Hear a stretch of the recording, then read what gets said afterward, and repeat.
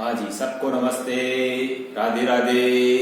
आज online class में कक्षा 9 विषय गणित के अंतर्गत अध्याय 13 है पृष्ठीय क्षेत्रफल और आयतन। और इसमें हम आज 13.7 है प्रश्नावली, जिसका दूसरा प्रश्न हल करेंगे। ठीक है, अब इस प्रश्न को हल करने से पहले क्या आप सभी सूत्रों को बराबर याद कर रहे हैं? कर रहे हो ना? तो सूत्रों को बराबर याद करते हैं। ठीक है ना? सूत्र कोई सा भी किसी भी प्रश्नावली का है, सूत्र अगर अपने को याद है तो देखो कोई सा भी प्रश्न किसी भी प्रश्नावली का हो वह हमको अच्छी तरीके से हल हो जाएगा, वह प्रश्न हमारे लिए सरल हो जाएगा। लेकिन अगर सूत्र याद नहीं है, भले ही हमारे को प्रश्न ऐसा सरल दिया लेकिन उसके बावजूद वह प्रश्न हमारे लिए कठिन हो जाएगा। इसलिए सूत्रों को बराबर याद करते रहे। ठीक है ना? सूत्र बराबर याद करते रहो और HW जो भी आपको दिया जा रहा है HW भी आपको बराबर हल करते रहे। ठीक है ना? अब आज हम 13.7 प्रश्नावली, जिसका दूसरा प्रश्न है, उसको हल करने की कोशिश करते हैं। तो सबसे पहले देखो प्रश्न क्या दिया हुआ आपको इसमें, शंकु के आकार के उस बर्तन की लीटर में धारिता ज्ञात करो। आकार कैसा है? तो शंकुनुमा है। दूसरा क्या है कि अपने को जो धारिता ज्ञात करनी है वह धारिता हमको क्या है, लीटर में ज्ञात करनी। ठीक है ना? धारिता किसमें ज्ञात करेंगे? लीटर में। अब आपका पहला प्रश्न है, पहले प्रश्न में क्या है कि आपको इसमें त्रिज्या दी हुई है 7 सेंटीमीटर और तिर्यक ऊंचाई यानी तिर्यक ऊंचाई भी अपने को दी हुई है 25 सेंटीमीटर। ठीक है, अब आपको धारिता ज्ञात करनी, धारिता यानी कि आयतन बराबर ज्ञात करना। अब आयतन बराबर ज्ञात करना तो शंकु का आयतन बराबर, अब शंकु का आयतन बराबर सूत्र होता है 1/3 पाई r स्क्वायर h। अब आप इसमें देखो आपके पास में h बराबर मालूम नहीं है, जबकि आपके पास में r त्रिज्या दी हुई है और l बराबर ऊंचाई तिर्यक ऊंचाई अपने को दी हुई है 25 सेंटीमीटर। ठीक है ना? तो अब अपने को क्या है, इसके अंदर h बराबर यानी कि शंकु की ऊंचाई बराबर मालूम नहीं है। तो सबसे पहले हम क्या करेंगे, शंकु की ऊंचाई h बराबर ज्ञात करेंगे। ठीक है ना? आप इस तरह से एक अच्छा चित्र बना करके भी इसको समझ सकते हैं कि देखो इसमें क्या क्या चीज अपने को दी हुई है और क्या चीज अपने को ज्ञात करनी। ये आपकी शंकु की तिर्यक ऊंचाई l है और ये आपकी शंकु की त्रिज्या r है और यह शंकु की ऊंचाई h है। अब इसमें l बराबर दिया हुआ है 25 सेंटीमीटर, r बराबर दिया हुआ है 7 सेंटीमीटर, तो h बराबर बचा हुआ है। तो सबसे पहले हम क्या करेंगे, h बराबर ज्ञात करेंगे। ऊंचाई बराबर क्या होता है, अब शंकु की ऊंचाई h बराबर होता है √l square minus r square. तो अब देखो बराबर की जगह बराबर, अंडर की जगह अंडर, लेकिन l बराबर तिर्यक ऊंचाई कितनी दी हुई है 25, तो 25 का वर्ग माइनस की जगह माइनस r, त्रिज्या कितनी दे रखी 7, तो 7 का वर्ग करेंगे, लेकिन ये अंडर रूट में होना चाहिए। ठीक है, वापस अंडर रूट की जगह अंडर रूट 25 का वर्ग करेंगे, यानी 25 को 25 से गुणा किया 625, माइनस की जगह माइनस, वापस 7 का वर्ग यानी 7 को वापस 7 से गुणा करेंगे 49। अब 625 में से 49 निकल गए तो क्या बच गया, यानी ऋण 576 बच गया। और 576 का हम क्या करेंगे, वर्गमूल निकालेंगे, क्योंकि अपने पास में देखो सूत्र में क्या आ रहा है, under root x square minus r square आ रहा है। तो अपने को क्या है कि ये ऋण लगा हुआ है, तो हम क्या करेंगे, ऋण 576 है तो 576 का वर्गमूल निकालने के बाद हमारे पास में क्या आता है, वो वर्गमूल 24 सेंटीमीटर आता है। यानी वर्गमूल 576 का अपन निकालेंगे तो 576 का वर्गमूल होता है 24। तो अपने पास में h बराबर क्या हो गई, यानी h बराबर हो गई हमारे पास में 24 सेंटीमीटर। ठीक है, तो पहली शर्त के अनुसार इसके अंदर क्या है कि h दिया हुआ नहीं था, तो हमने क्या किया, h बराबर निकाला, यानी under root l square minus r square सूत्र से l बराबर दिया हुआ था, r बराबर दिया हुआ था। तो इस तरह से हमारे पास में h बराबर कितना आ गया, 24 सेंटीमीटर आ गया। अब हम क्या करेंगे, शंकु का आयतन बराबर ज्ञात करेंगे। तो शंकु का आयतन बराबर क्या होता है, 1/3 पाई r स्क्वायर है। अब सूत्र में मान रख दीजिए। ठीक है, और दूसरी बात अपने को ध्यान में है कि इनके बीच में जब कोई चिन्ह नहीं होता तो वहां पर हमारे को गुणा का निशान लगाना है। तो 1/3 की जगह 1/3, पाई की जगह 22/7, लेकिन अपने को गुणा का निशान लगाते हुए आगे बढ़ना है। 1/3 इंटू पाई की जगह 22/7 इंटू r स्क्वायर। अब r की जगह क्या हो जाएगा, त्रिज्या कितनी दे रखी 7 दे रखी है, तो इंटू 7 क्योंकि स्क्वायर है इसलिए 2 बार लिखना, और इंटू h की जगह हो गया 24।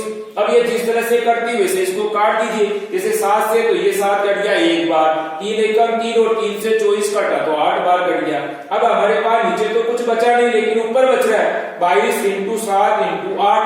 तो पहले 22 को 7 से गुणा किया, 22 आता है 154 और 154 को 8 से गुणा किया तो 1232 सेंटीमीटर क्यूब।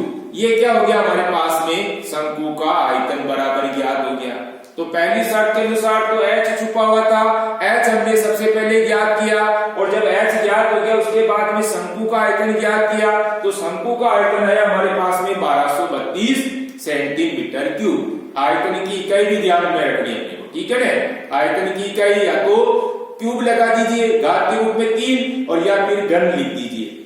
अब भुजा सेंटीमीटर में इसीलिए या तो घन सेंटीमीटर या सेंटीमीटर क्यूब, ठीक है ना। इकाई का भी अपने को ध्यान में रखना है।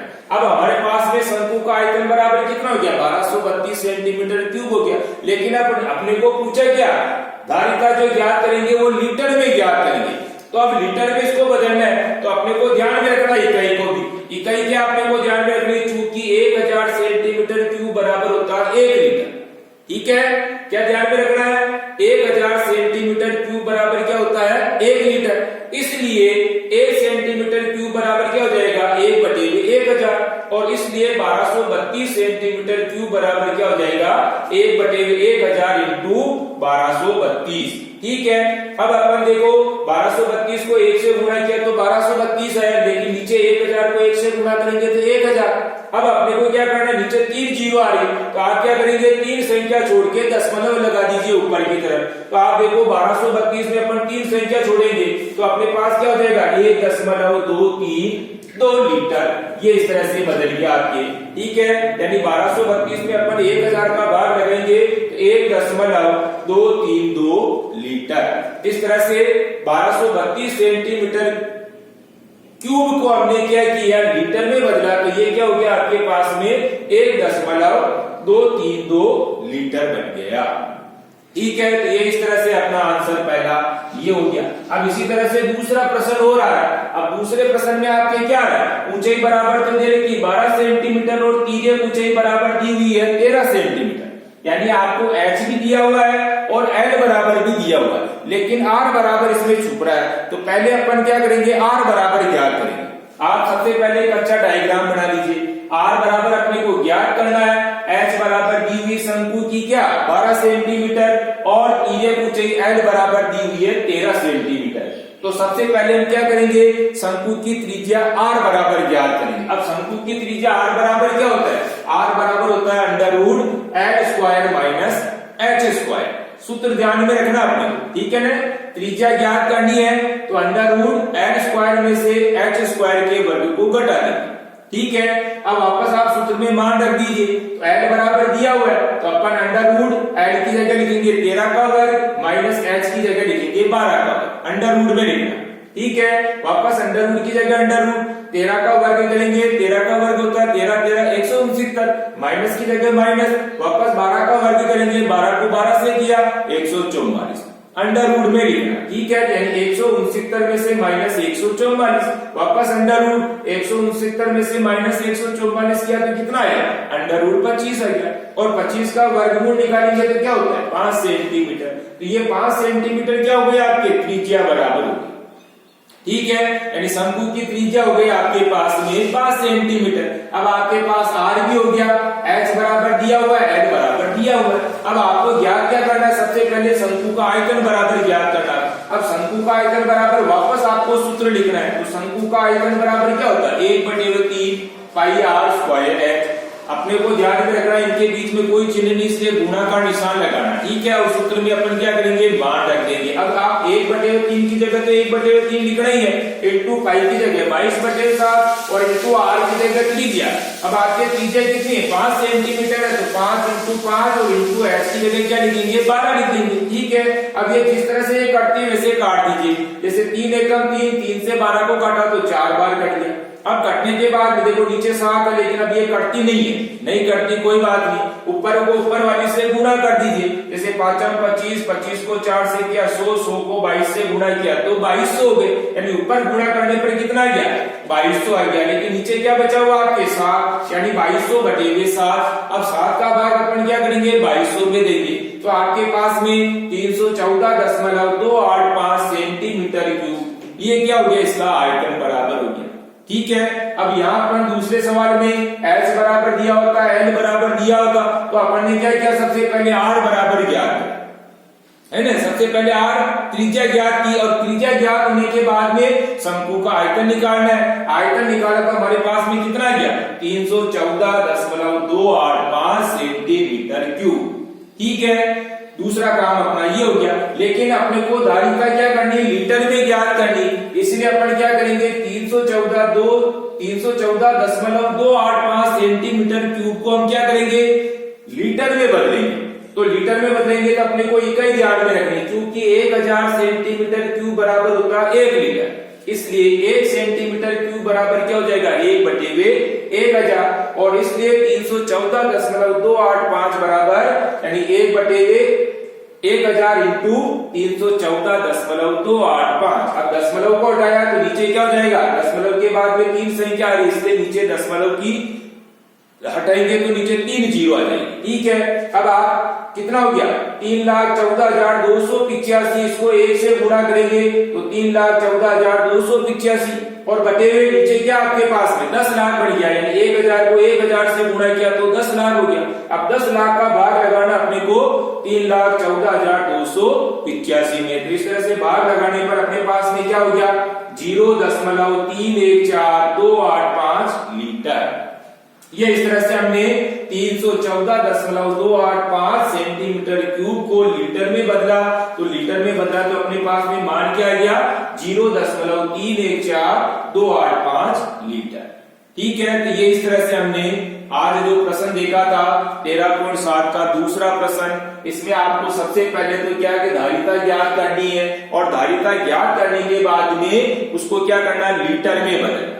ठीक है ना, दूसरा अपने को जब भी अपन सवाल को हल करेंगे कच्चा चित्र पहले बना लिया करो, उसके बाद में क्या है कि इसमें क्या छुपा हुआ पहले वो देखो। जैसे अभी अपन ने कच्चा चित्र बनाया तो कच्चा पहले वाले में देख रहे अपन, तो पहले वाले में h छुपा हुआ था, तो पहले हमने h बराबर ज्ञात किया, उसके बाद हमने आयतन ज्ञात किया, आयतन ज्ञात करने के बाद में जो आयतन है उसको लीटर में बदल दिया। इसी तरह से दूसरे डायग्राम के अंदर अपन देख रहे हैं, इसके अंदर आपके r छुपा हुआ था, तो पहले हमने क्या किया r त्रिज्या ज्ञात की, त्रिज्या ज्ञात होने के बाद में फिर शंकु का आयतन निकाला, और शंकु का आयतन निकालने के बाद में हमने उसको क्या किया लीटर में बदला। ठीक है ना, इस तरह से हमने दोनों प्रश्नों को देखा था।